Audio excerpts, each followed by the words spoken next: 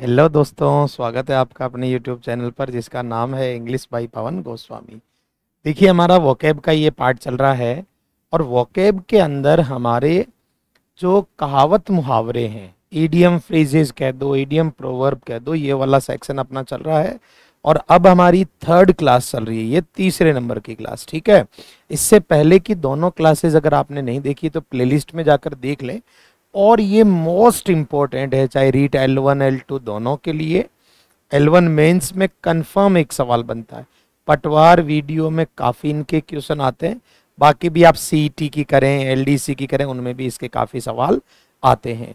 तो इनको बढ़िया से समझते हैं और लगातार जुड़े रहिए। और लास्ट में आपके लिए शानदार सा क्विज है, देखते हैं क्या रहता है। तो एक एक को बढ़िया से मैं आपको जो है बता देता हूँ और आराम से आप जो है सुनना बात को। ठीक है, रटने जैसा कुछ नहीं होता है।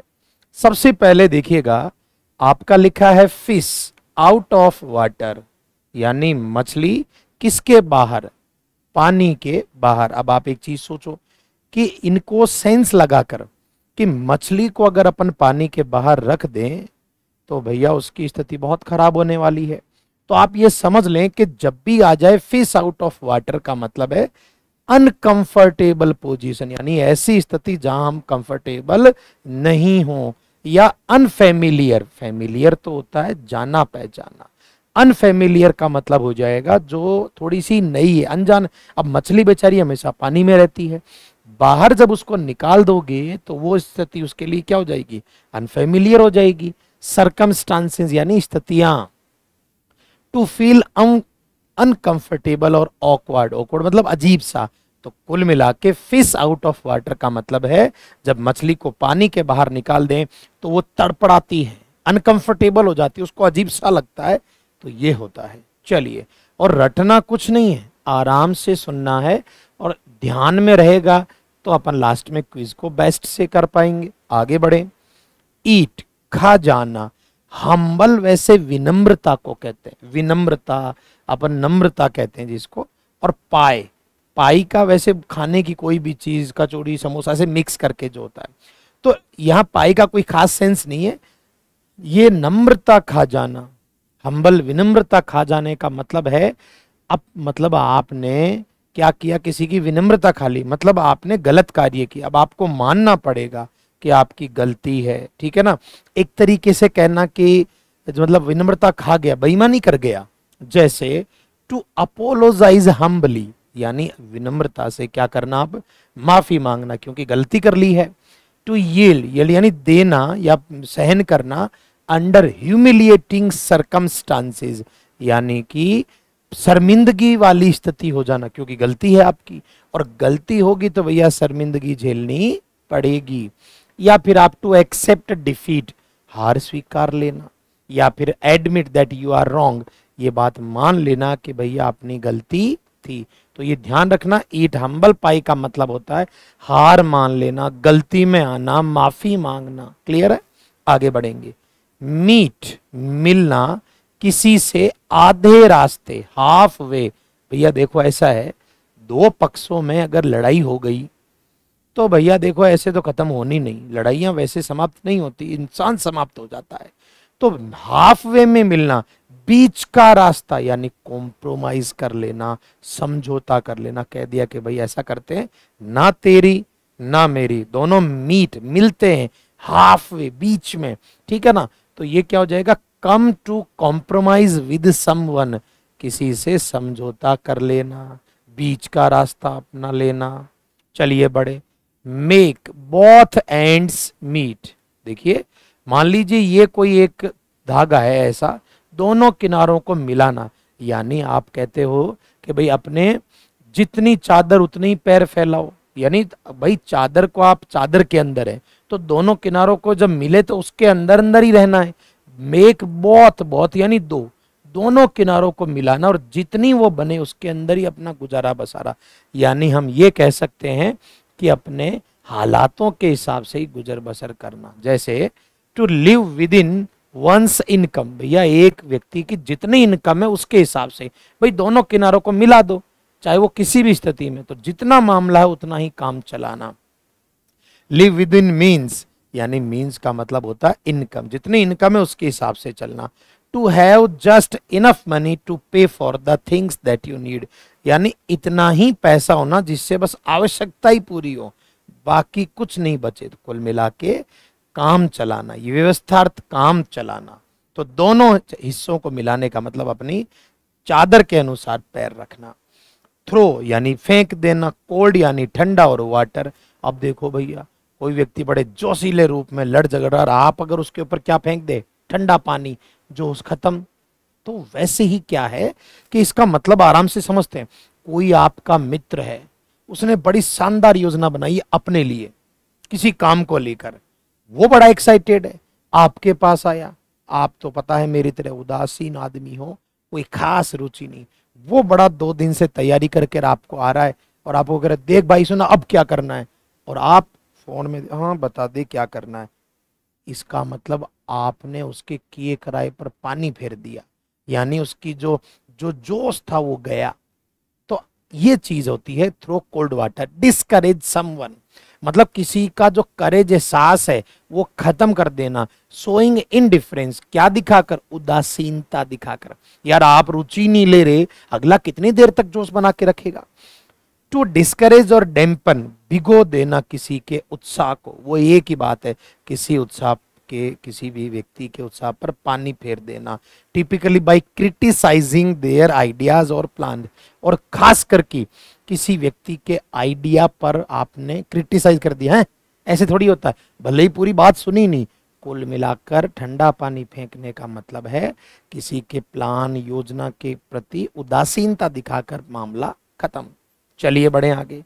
इनटू हॉट वाटर, गर्म पानी में होना। भैया देखो एक बात है, अगर मान लो कोई गर्म पानी में गिर गया मतलब उसकी स्थिति खराब है, हालत खराब है। अब जैसे देखो भैया, इनटू ट्रबल परेशानी में होना, यानी टू बी इन ट्रबल और अ डिफिकल्ट सिचुएशन, वो बात एक ही है, कैसे भी ऐसी सिचुएशन में आ जाना जो आपके लिए परेशानी भरी हो। तो इनटू हॉट वाटर यानी गर्म पानी में होने का मतलब वही है बुरी स्थिति में होना। आपको ऐसा खतरा लग रहा है कि बेटा अब तो आलोचना होगी, अब तो सजा मिलेगी, तो वो डर का माहौल होना। ठीक है, तो ये ध्यान रखना, परेशानी में होना। तो वो हॉट वाटर का संदर्भ आप ले सकते हैं। चलिए बढ़े आगे।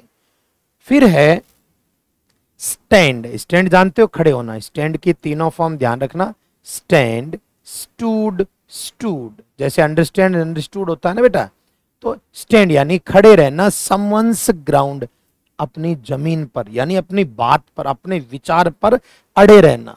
ये नहीं कि कोई कहे, जैसे मैंने कह दिया कि भाई फ्री में कोर्स कराऊंगा, तो चाहे कोई मुझे कितना ही लालच दे कि सर यहां आ जाओ, ये ले लो वो ले लो ना, मैंने अपनी जमीन पर अपने आप को खड़ा रखा है।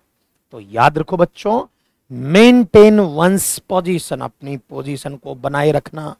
To refuse to be pushed backward, refuse मतलब मना कर देना, पीछे हटने से कि नहीं अब पीछे नहीं हटूंगा भैया, जो वादा किया, जैसे आप सबसे कह दिया किसी भी स्थिति में चाहे वर्ड मीनिंग हो या ग्रामर, धुआंधार तैयारी कराऊंगा और बिना पैसे के। तो भैया किसी भी स्थिति में चिंता करने की जरूरत नहीं है, एक एक चीज को बढ़िया से सुनना है।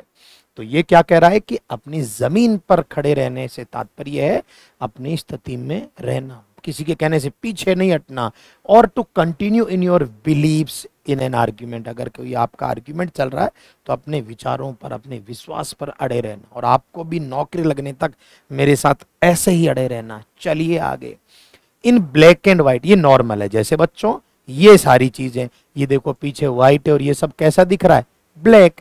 तो इन ब्लैक एंड व्हाइट का मतलब होता है लिखित में, लिखित में। क्लियर है क्या कह रहा है, इन ब्लैक एंड व्हाइट यानी लिखित में या लिखा हुआ।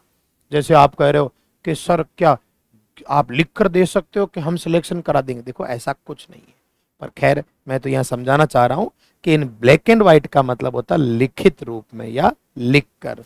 बढ़ेंगे आगे। वाह, बॉर्न जन्म होना, एक चांदी की चम्मच के साथ, कहां पर, मुंह में। ये कहना चाह रहा है कि मुंह में चांदी की चम्मच लेकर पैदा होना। चांदी की चम्मच लेकर पैदा होने का मतलब है रईस खानदान में, पैसे वाले खानदान में, ऊंचे ओहदे खानदान में पैदा होना। ठीक है ना, तो इसलिए अगर आपको कह दे कि मुंह में चांदी की चम्मच लेकर आया, इसका मतलब पैसे वाले में, लग्जरियस घर में पैदा हुआ है। हमारे अगर बात करें तो चम्मच 72 की होगी, लोहे की, लोहे का भी महंगा मामला है, चम्मच थी नहीं, अपनी तो पता नहीं कहां रह गए भैया। तो देखो, बॉर्न इन यानी जन्म होना, वेल्थ एंड लग्जरी, धन और विलासी टाइप में माहौल में जन्म होना। To have a high social position, एक बहुत ऊंचा ओहदा होना। To and rich from birth, जन्म से ही पैसा। आज मान लीजिए अंबानी जी के पोते होंगे तो वो क्या है, born with a golden spoon in mouth. खैर, तो ये चीज है कि मुंह में चांदी की चम्मच लेकर पैदा होने का मतलब है धनी और मतलब बहुत अच्छी स्थिति वाले घर में पैदा होना। एंड खत्म हो जाना, धुएं धुएं में, स्मोक, धुआं धुआं हो जाना, कुछ ना बचना।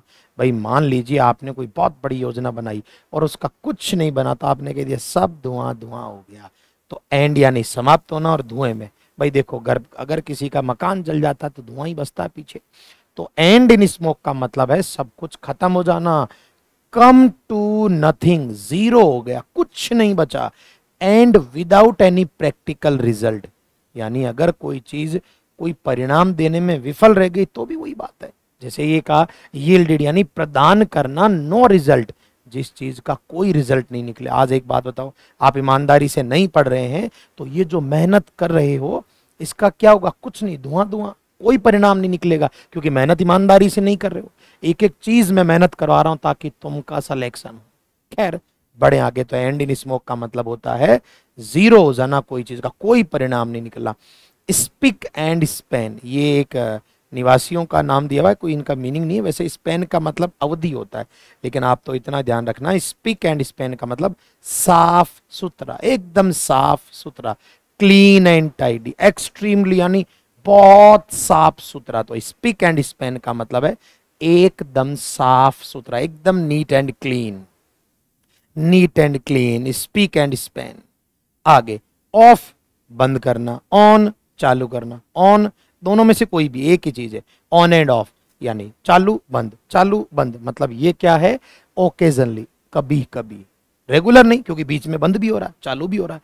तो कभी कभी, पीरियडिकली मतलब कभी कभार, हैपन्स समटाइम्स, जो कभी कभी होता है। जैसे आप में से बहुत बच्चे कभी कभी पढ़ते हैं, on end of, of and on, ऐसे। चलिए बढ़ेंगे। रेन, बारिश होना, कैट्स एंड डॉग्स, तो कुत्ते बिल्लियों की तरह बारिश होने का मतलब है इतनी तेज बारिश होना कि कुत्ते बिल्ली भी गायब। ठीक है, तो रेन कैट्स एंड डॉग्स का मतलब है बहुत तेजी की, बहुत जोरदार बारिश होना। रेन कैट्स एंड डॉग्स, बहुत तेज की बारिश होना, मूसलाधार बारिश होना। फाइट, लड़ाई करना कुत्ते बिल्ली की तरह, या कुत्ते बिल्ली जैसा जीवन। भैया ऐसा है कि अगर कोई दो व्यक्ति आपस में दिन भर चाय चाय लड़ते रहते हैं, आर्ग्यू करते रहते हैं, तो वो कुत्ते बिल्ली कहते हैं। उनको लोग कहते हैं ये क्या है, कुत्ते बिल्ली की तरह लड़ते रहते हैं। और ज्यादातर ये मामला विवाह के पश्चात का है भैया।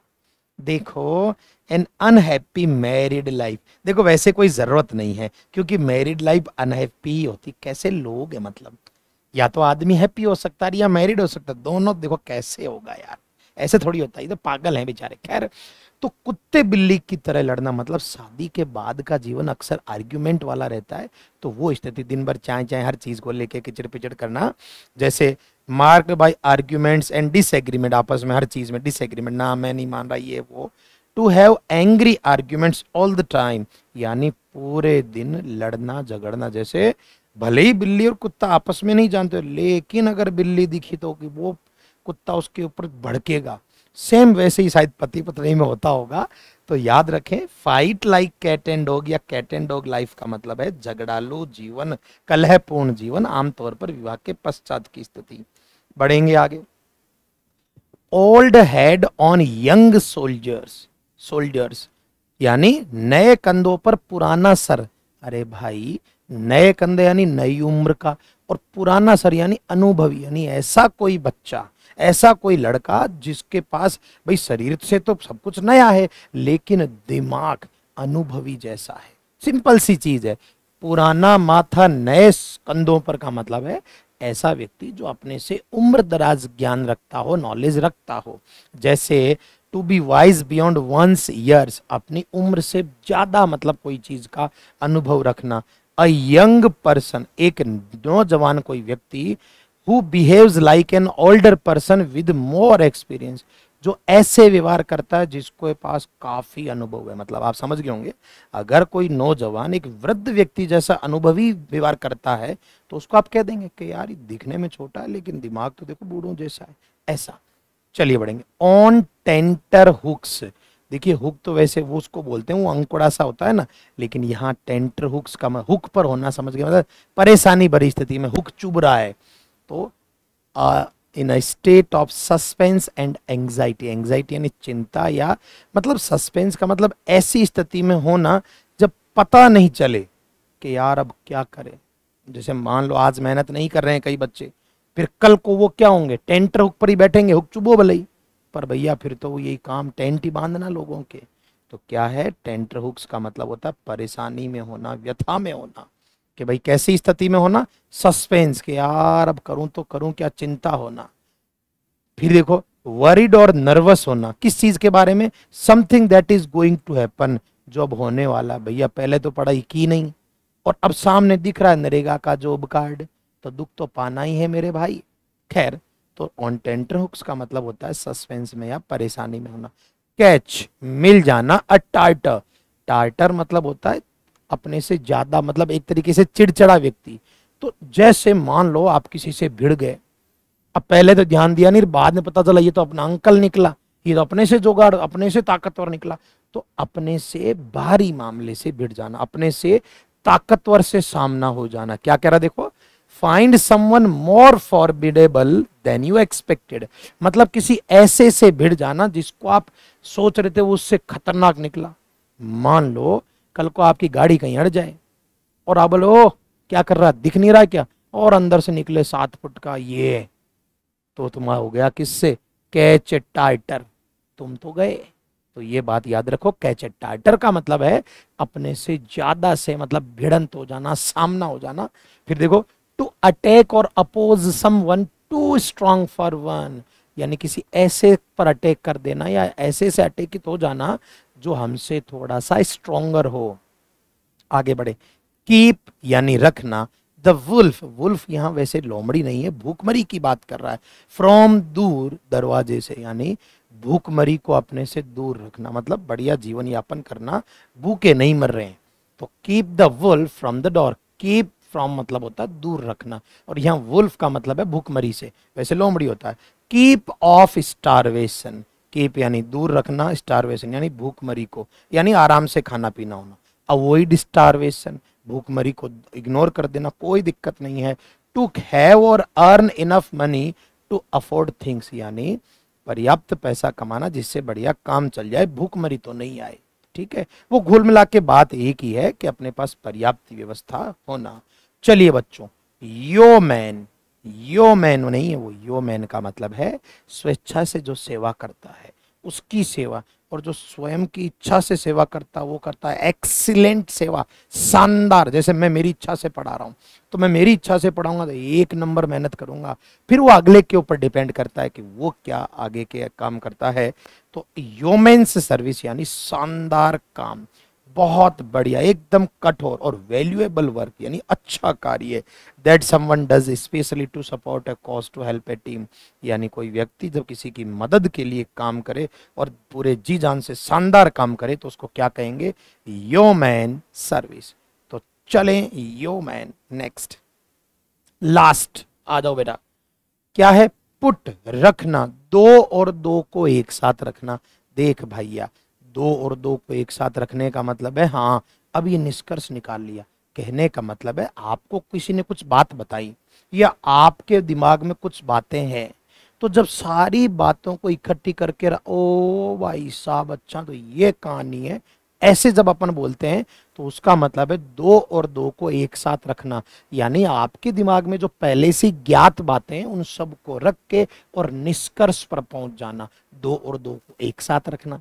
चलें, ड्रा अ करेक्ट इनहेरेंस, यानी एक अच्छा सा, एक इनहेरेंस मतलब एक जाना पहचाना सा, मतलब उससे मत निकाल लेना। रीजन लॉजिकली, मतलब लॉजिक देकर, आपके पास जो लॉजिक है उससे एक तर्क निकालना। टू डिड्यूस, पता लगाना फ्रॉम गिवन फैक्ट, आपके पास जो दिमाग में तथ्य उनसे एक चीज, एक निष्कर्ष पर पहुंचना। टू गेस द ट्रुथ, यानी सच का अनुमान लगाना। A situation from what you have seen और हर्ड, आपने जो जो देखा, जो जो सुना, उन सब से मिला के आप जो निष्कर्ष पर पहुंचते हैं उसको क्या कहेंगे? Put two and two together. देखो, रटा नहीं जा सकेगा, और जानबूझ के मैं इनकी हिंदी नहीं लिखता हूं, क्योंकि हिंदी लिख दी तो तुम हिंदी में याद कर लोगे और एग्जाम में अंग्रेजी में आएगा। इसलिए भैया गलतफहमी साइड में रख दें। 20-20 के मान लीजिए, ज्यादा से ज्यादा 15 वीडियो बस। अपने को जरूरत नहीं है किसी को पढ़ने की, अपना काम सुपर। तो अगर यहां तक आप जिंदा और जागते हुए देख रहे हैं तो अब पता चलेगा कितने जिंदा और कितने जागृत। और हाँ, इस सब की आपको पीडीएफ मेरे टेलीग्राम चैनल पर मिल जाएगी, जिसका लिंक आपको डिस्क्रिप्शन में मैं दे दूंगा। ये वोकैब का सेक्शन है, मेरा ग्रामर का अलग चल रहा, प्लेलिस्ट में आप चेक कर सकते हैं। सारे काम सुपर डुपर कराऊंगा और 1 नंबर मेहनत से। तो देखते हैं अब कितने सुपर हीरो और हीरोइंस हैं हमारे गैंग में, बताएं बच्चों। और जब भी लास्ट में जब वीडियो देख लें तो बताना कि देखिए किस में से कितने सही बैठ पा रहे हैं। आपके 6 सवाल हैं, देखते हैं 6 में से किसके ये वाली स्थिति आती है। पहला सवाल हाजिर है आप लोगों के लिए, ये वह नया सा लड़का, यंग फेलो, उसका जन्म हुआ है मुंह में सिल्वर की स्पून लेकर। क्या भैया याद आया? मुंह में चांदी की चम्मच लेके, अंबानी का बेटा। बताओ उत्तर जल्दी जल्दी। तो सीधा उत्तर आ जाएगा भाई। ये ऑप्शन तो इतने बुरे देते हैं कभी कभी कि मुंह में चम्मच होना जब जन्म में क्या करते हो, कुछ देने के लिए मना करना, बहुत एक्टिव होना नहीं। सीधा answer, born in wealth and luxury, यानी धन में और विलासिता में जन्म होना। शाबाश, बढ़े आगे। वह खड़ा रहा अपनी जमीन पर, याद करो, मैं अपनी जमीन पर खड़ा रहा, हिला नहीं। अगेंस्ट एडवर्सरी, मतलब जो स्थितियां आई, जो विपरीत स्थितियां, उसमें भी वो अपने विचारों पर खड़ा रहा। यहां स्टूड हिज ग्राउंड, याद है ना, स्टूड किसकी सेकंड थर्ड फॉर्म होती है? स्टैंड की। तो यहां क्या मतलब है? याद करो भैया, खड़े रहना ना, ना खड़े रहना सेंस नहीं है। गिरना नहीं। मेंटेन हिज गेम, अपने खेल को जारी रखना ना। मेंटेन अपनी पोजीशन को रखना। क्या बात है, बहुत बढ़िया। रटने से पार नहीं पड़ता भैया, ये तो अच्छे से समझ के ही हो सकते हैं। आगे बढ़ते हैं, देखो ठीक है ना। चलिए नेक्स्ट करो आप अपना। चले देखो क्या कह रहा है। ज्यादातर माता पिता इस चीज में बड़ी परेशानी देखते हैं क्योंकि महंगाई है। तो make both ends meet. Make both ends meet का मतलब है, मैंने कहा था ना भाई, चादर जितनी उतने ही पैर फैलाने, सीधा बात है। तो यहां क्या कह रहा है? धनी जीवन जीना, लग्जरी लाइफ जीना ना, कंजूसी भरा जीवन जीना, एक एक्टिव लाइफ जीना, अपनी इनकम के हिसाब से जितनी चादर उतने पैर फैलाना। गजब। चलो बताओ अगला, चौथा। ठंडा पानी फेंकना, याद करो जोश पर पानी फेर डाला। बता क्या करना? साहस बढ़ाना नहीं, आक्रमण करना नहीं, भिगो देना ना, डिस्करेज कर देना। मतलब कोई व्यक्ति जोश में आया और तुमने साले उदासीनता दिखाकर उसके सारे अरमानों पर पानी फेर दिया, डिस्करेज कर दिया। चलें आगे बढ़ते हैं। टू ईट हम्बल पाई, नम्रता खा जाना। नम्रता खा जाने का मतलब मैंने क्या कहा था? हम्बल, हम्बल यानी ह्यूमिलिएट होना, शर्मिंदगी झेल जाना। शर्मिंदगी झेल जाना भैया, ह्यूमिलिएट हो जाना। क्या बात है, बढ़े आगे। वह अपने माँ के घर जाता है ऑफ एंड ऑन। मैंने कहा था on end of and on, बात एक ही। बोलो क्या होगा? ज्यादातर, बहुत कम, कभी कभी, कभी नहीं। बताओ यारों, मैंने बढ़िया से बता रखा, ओकेजनली। तो मेरे भाई, मेरे साथी, 20-20 के ऐसे छोटे छोटे से 15 वीडियो देख, तेरा काम तो सफल और अपना भी सफल। मैं अपने बातों से पीछे नहीं हटूंगा। हर बार ऐसे 20 वीडियो, मतलब 20 अपने देखने हैं, ताकि क्या है कि ज्यादा बर्डन भी नहीं हो, और 5-4 दिनों में एक बार 20 देख लेंगे तो देखना ही काफी है। बाकी मैं पीडीएफ दे दूंगा नो डाउट, लेकिन इनको ध्यान से सुनो। कहीं ना कहीं से कोई ना कोई तिकड़म तो बैठा के बैठाना पड़ेगा यार। छोड़ दो अगर तुम्हारी इच्छा नहीं है तो, लेकिन मैं नहीं छोड़ूंगा। तो भैया आप इस वीडियो को बढ़िया से देखें, कमेंट करें। चलिए, थैंक यू।